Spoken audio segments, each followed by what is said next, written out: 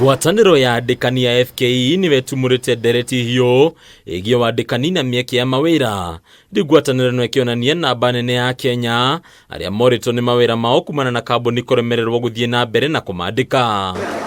Kuringana na muikarĩri wa ngwatanĩro ĩno Habi Lolaka, kuma mweri wa 11 mwaka muhituku nginyagia mweri wa 10 mwaka turi, Akenya 70,000 nĩo MORITU ni mawĩra mao kwĩtũkĩra kũbutwo na kana kũrũgamio nĩ ANDIKANI, kũrĩa nakĩo gĩcunjĩ kĩa 40% kĩa ANDIKANI kĩonanĩtie wendi wa kũbuta aruti a wĩra ndagĩka o yothe. Employment state is still very fragile. We are not yet back on track since COVID-19.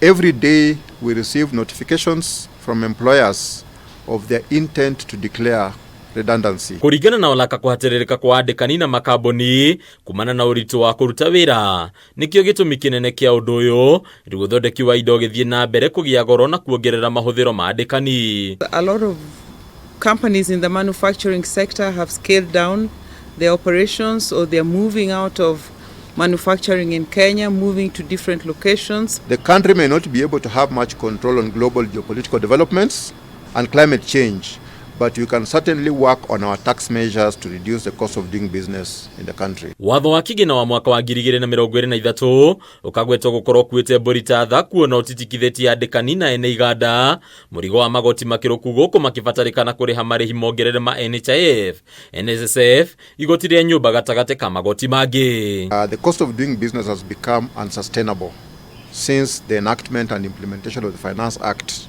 of 2023. The employer's view is that the changes have had an overall negative impact on cash flows and the financial position of enterprises in various ways. One is, for example, the direct impact on the payroll.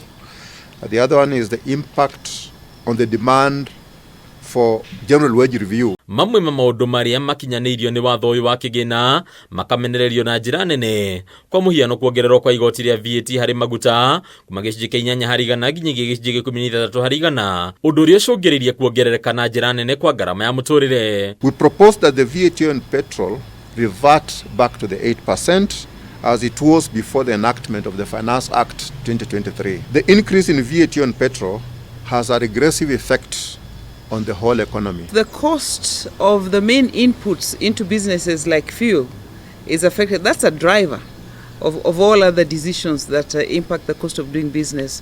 So there are those specific sectors that are more impacted than others, but really the reality is that the state of businesses in Kenya is it's in dire straits. Ngwatanĩro nekaheana kĩranĩro kĩa atĩ onjoria nini na nene maguthie na mbere na kuhinga mawĩra mao kuona rĩera rĩa kĩwonjoria rithiĩte na mbere na kũmahatĩrĩria rĩkĩmacũngĩrĩria hathara mũthenya thutha wa ũrĩa ũngĩ. If at all there is no change and our advocacy initiatives are not acted on, or it does not change the government's direction in terms of policy, then the consequences of course will be dire.